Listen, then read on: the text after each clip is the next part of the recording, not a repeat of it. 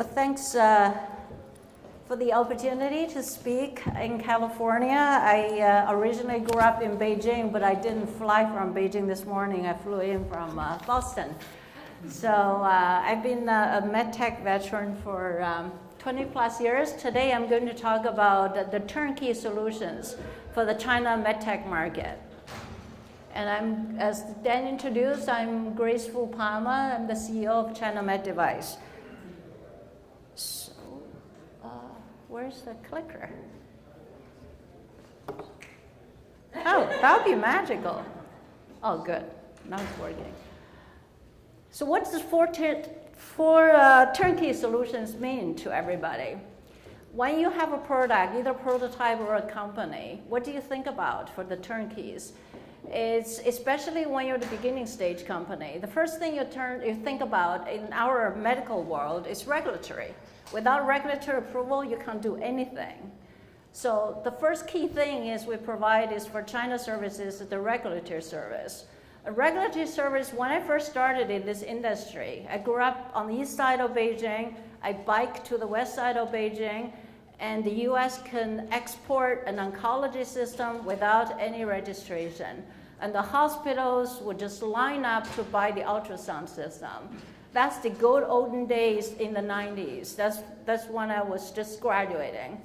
So, but now, in 2018, especially since 2014, regulatory in China went through dramatic changes.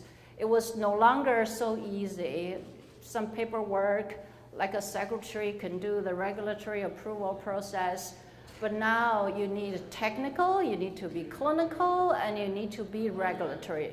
All three needs to be integrated, and you need to be sophisticated too. So since 2000, China regulatory has gone dramatic changes, and even more dramatic changes is going through a transformation phase if anybody has done any business in China since 2014. So how many of you actually are doing business in China now? Raise your hand. Oh, there are only two. Wow, I'm really surprised. In California, only 2 companies are doing business in China. So how many of you have been to China? Okay, a lot more. That's more encouraging. So how many of you are thinking of doing business in China? Nope. Well, at least this side is good. There are 4 people. Now I feel encouraged. So there are 4 people are thinking, and the majority. Oh, excellent.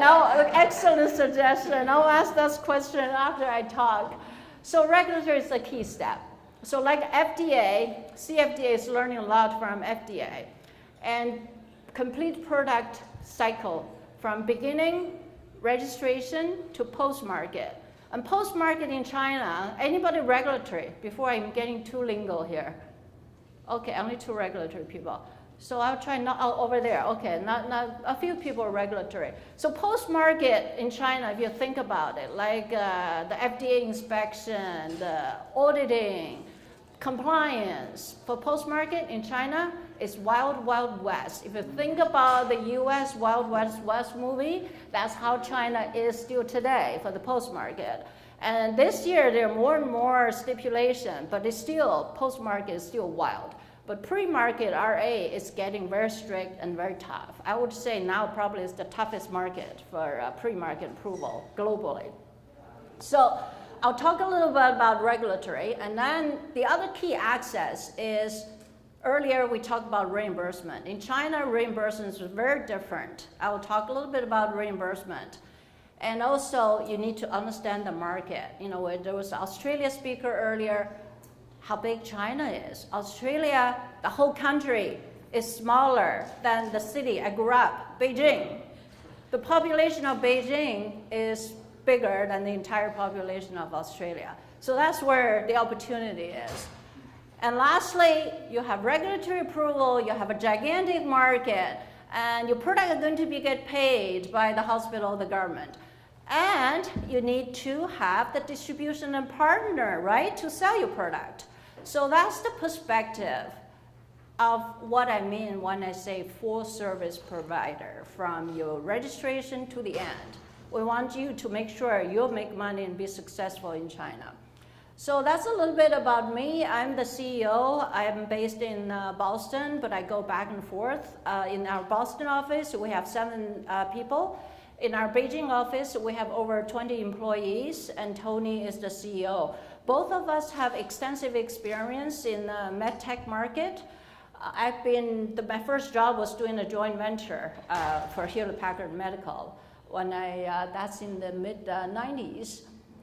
Since then, I joined startup company, and before I founded the China Med Device, we've been merged with another Chinese company, so we've been doing medtech regulatory commercialization for over 10 years. And Tony has extensive experience, particularly in regulatory and GMP operations side. He did the first registration for PET.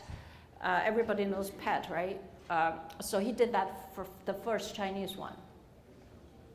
So this is a picture of some of our staff in our Beijing office. As you can see, they all look Chinese, all look like me, but we're bilingual. We do speak English too, a lot of us, not just me. So our offices in Beijing, Suzhou, and then Boston. We have, throughout the years, we have many happy clients. We have serviced over 250 clients. We processed over 1,000 CFDA certificates. And now CFDA name is changing again. They went through quite a few times of changing names. So market, why, only so few people thinking about China. I'm sure I'm interested in your reason, but this is the only market that has double-digit growth, close to 20% on average. And if you look at the US market, you're lucky you get 3 to 5%. That's the average annual growth rate. And 20%, that's on the average, but there are a lot of pockets in China that has 3 digits growth, 100% growth. And I was just talking to an IVD company. This is a decent-sized company the other day, just last week. I said, we were doing a project for them for registration. I said, how are you doing? I said, if you're not growing 50%, you should fire your local company. You know what she told me? She said, we're growing 400%. I said, wow, you're doing a good job then. So that's in certain pockets, seriously, that's where the market is growing. So the market is growing, you want to map yourself against certain top type of diseases. That's where the market opportunity is to treat disease. Cardiovascular area is the #1 killer in China. Heavy smoking, there are a lot of different reasons for cardiovascular disease. And cancer. So you've been to China, when you get off the plane in the winter, probably your throat hurts. That usually happens to me, even though I grew up in Beijing. So cancer is heavy pollution, diet. There are so many reasons contribute to cancer, especially lung cancer, COPD. There are so many patients. If you look at every minute, 7 people are diagnosed with cancer in China, and 4 die each minute in cancer. So MD Anderson is really popular. A lot of private patients also come to this country to seek cancer treatments. So where the growth is coming from in this big country? Pop-up quiz. When we talk about aging population, I put a percentage there. Do you know the absolute number of China population? Anybody? There's a prize here. Anybody? Nobody? Nobody volunteers? Okay. So US population is about 330 million. China is almost 5 times that. So it's over 1.4 billion. And if you look at the aging population, in 2015, 17% are 60 years and older. What does that mean, 17%? That means almost the entire US population is over 60 years old in China, and that's the proportion.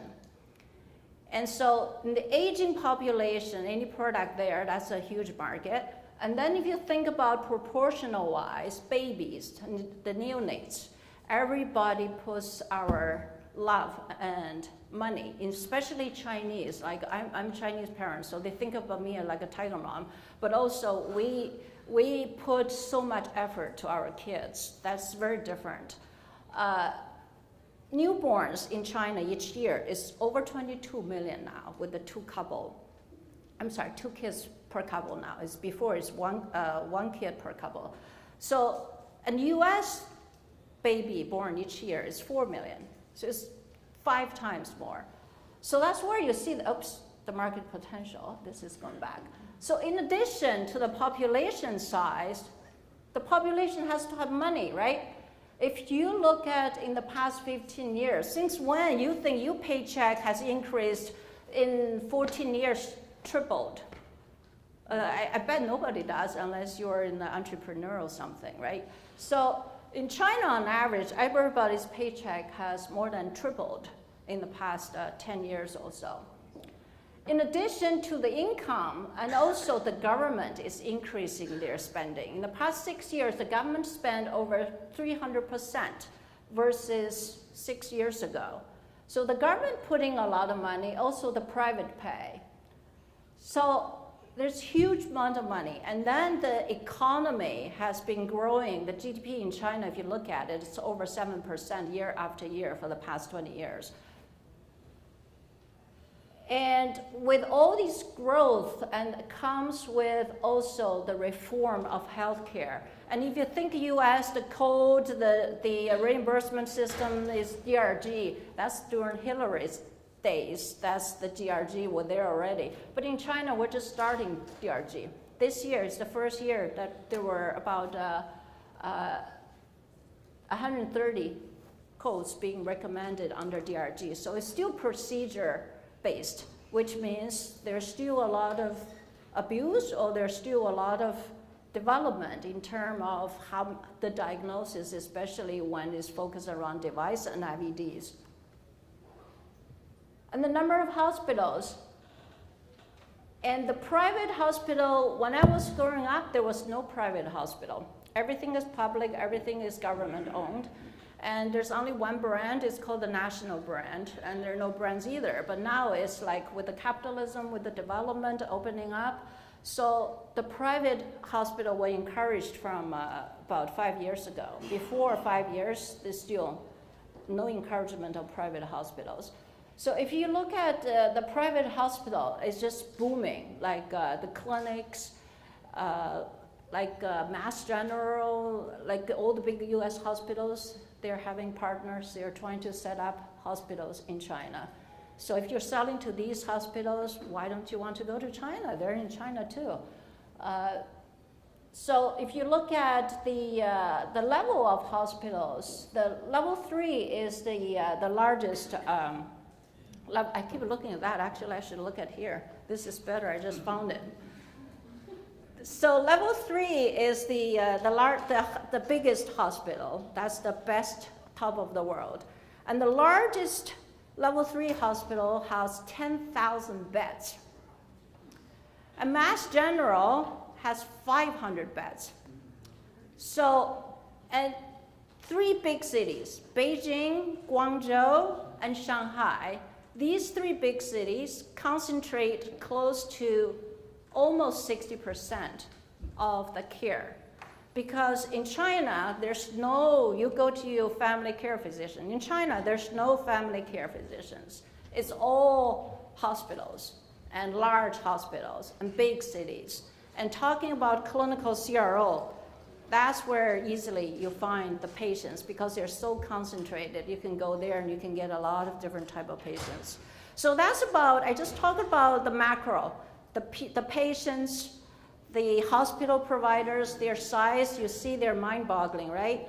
And if you look at the opportunity for the US or Western companies, where we are in China, why the government, why Donald Trump put the tariff on there, why the Chinese government is so gung-ho about innovation, there's a reason. I'm just giving you an example. We have some clients in the endoscope market. And if you look at the endoscope market, 90%, more than 90% of the market share is dominated by multinationals. Olympus, the Japanese company, they have, alone in China, they have $1 billion sales in their endoscope market in China. And if you look at the rest of the big names on this screen, Stryker, Wolf, like car stores. All these are big multinationals. And then the Chinese domestic company, there's so many of them.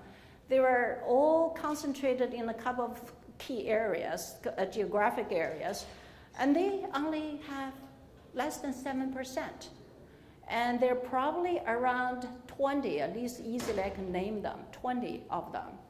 And they're very small. That's why in China, there's huge opportunities for you to partner with them. If you have something innovative, you have a good technology, but you don't have the money, think about China. China has so much money, but they don't have the technology. And the slide I just showed you with the endoscope, that's where the government is trying to give the money to all these smaller players and trying to make them to catch up at least some way with the big companies. So if you're a startup, a lot of you guys are, or you have something that you're just purely looking at the market. And this is IVD. IVD market is another huge growth. In the IVD, there are so many different subspecialties. If you look at molecular diagnostic, this is like precision medicine. This is like, in certain segments, it's triple-digit growth.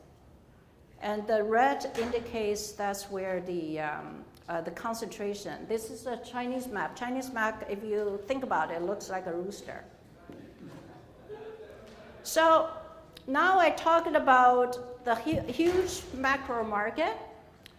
And if you look at the regulatory, I said the 4 turnkey solution.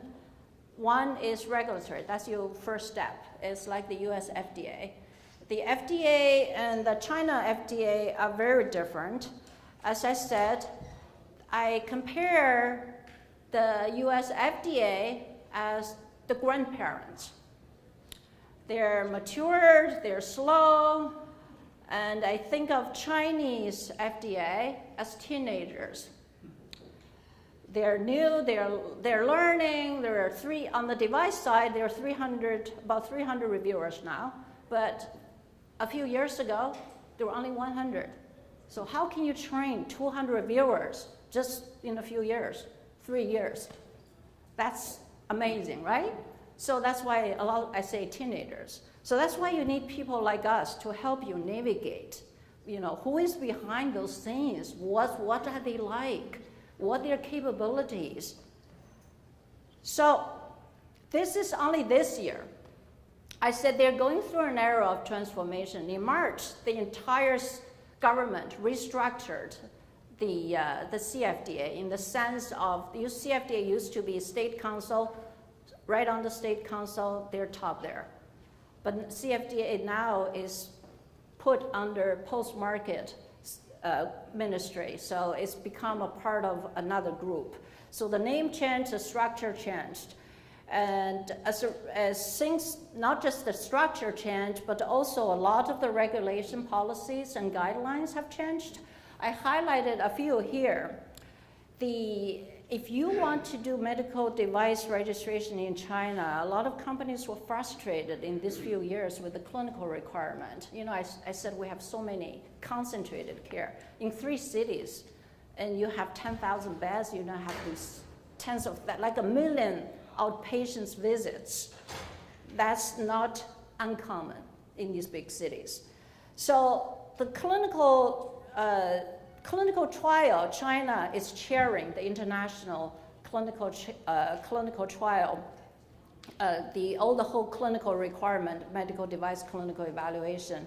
This is in the Shanghai meeting, and China CFDA is the chair. So this is good news, because when the Chinese government decides to do something, especially at the international level, they're going to do an excellent job, and they're going to make it happen, because it's very important to us to save face.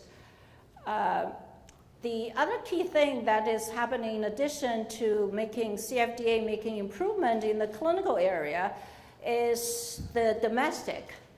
The domestic in the US, you have one FDA that approves everything. But in China, before this new announcement that just happened last month, there's a new major amendment to the 680. I better giddy up, I got a warning. So the domestic used to have a separate path. Now everything is going to be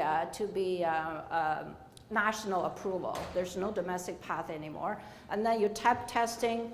One key thing I want to point out is in China, the registration holder and manufacturing used to be for all the domestic products has to be one entity. You have to manufacture your own product before you can be approved as a domestic medical device. Here, you have contract manufacturer. You don't have to make a thing, and you're still the registration holder. So this is a brand new change in China that allows the separation of manufacturing versus the registration holder. So if you have a contract manufacturer, big opportunity in China to bring your quality over there.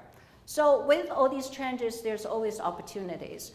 And for pathways, there's like the FDA, there's your typical regular pathway, and also there's the innovation pathway, priority pathway, green pathway, special pathways. There are many different ways that you can get into China for regulatory.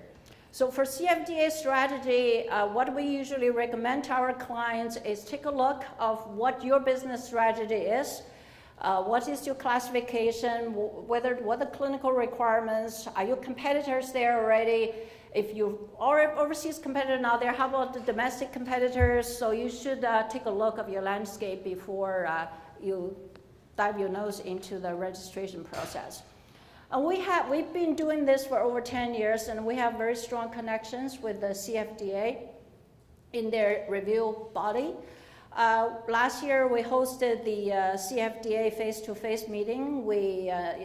Periodically, we invite CFDA people to come over to meet with our clients, to also talk directly to the US manufacturers. And in September, I'm the chairperson for the AvaMed China program in the annual meeting in Philadelphia. We also, I just came back actually in April, we provided a training for the CFDA reviewers in Beijing to help them. As I said, many of them are relatively new. They're teenagers. As parents, you got to tell the teenagers sometimes, the best practice. They're smart people, but you still have to guide them a little bit with the experience, grandparents' experience.